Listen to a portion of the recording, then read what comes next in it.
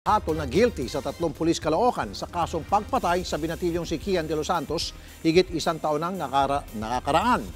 Pero not guilty ang naging desisyon ng hukom sa kasong planting of evidence laban sa mga pulis. Para sa detalye Umaaksyon Live si Romel Lopez. Romel, paano napatunayan ang kasong murder at ano ang magiging parusa sa mga pulis? Yes, Rafi, matatandaan nga natin na sinabi ni PO3 Arnel Juarez, PO1 Jeremiah Spirada at PO1 Jerwin Cruz na nanlaban at naglabas ng baril ang 17 anyos nga na binatilyo na si Kian de los Santos nang hulihin ito ng mga otoridad sa isang bypass operation sa Caloocan. Pero sa desisyon ni Judge Rodolfo Azucena ng Branch 125 ng Caloocan RTC, napatunayan na premeditated ang murder, lalo na't napatunayan ng prosecution na umiiyak pa itong si Kian at nagmamakaawan nang sabihin nito ang "Sir, wag po".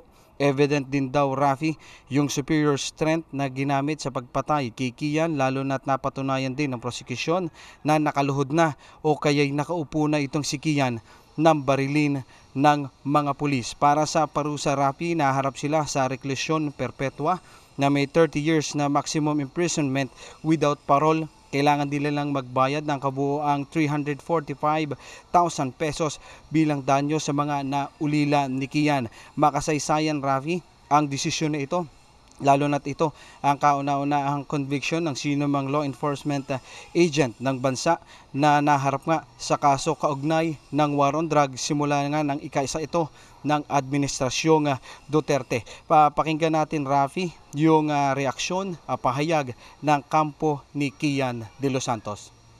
That was an answered prayer. Ito naman sana ay magbigay pag-asa sa marami pang nakabinbin na mga kaso na humihingi din naman ng katarungan para sa pagyaw at pagpaslang sa kanilang mga mahal sa buhay. Babala ito sa ilang kapulisan kapag lalabag sa Operations Manual. Yun po, mananagot sila. Pero kung gagampanan ng tungkulin, talagang nanlaban, may depensa po sila sa husgado. Bakit hindi naman daw napatunayan yung sa kasong planting of evidence? Yes, Rafi, ang sinasite naman dito yung kakulungan ng mga witness na magpapatunay dito. Nabanggit din na yung prosecution daw ay nagpresenta lamang ng mga hearsay evidence. Kaya nga't hindi napatunayan yung isa pang akusasyon ng pagtatanim ng ebidensya nga kaugnay ng pagpatay dito kay Kian de los Santos, Rafi. Okay, so no bail ito, pero pwede pa sila mag-apela sa Court of Appeals, I would presume? Yes, tama yan, Rafi. Sa normal kasing proseso, maaari pa silang umapila sa Court of Appeals at maaari pa rin nilang iakyat ang desisyon na ito ng Caloocan RTC maging hanggan sa Supreme Court. Yun nga lang, Rafi, may mga human rights group na nababahala na maaari daw maipardon ni Pangulong Duterte itong 3 pulis na nahatulan nga ng guilty kaugnay ng pagpatay kay Kian. Pero sa palasyo naman kanina, nilinaw ni Presidential Spokesperson Sal Panelo na hindi raw ito mangyayari at igagalang nila ang rule of law. Pakinggan natin ang pahayag mula sa palasyo.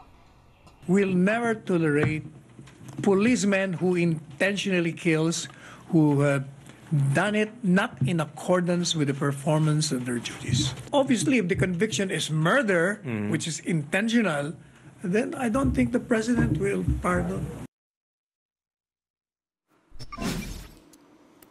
Okay, maraming salamat, Romel Lopez.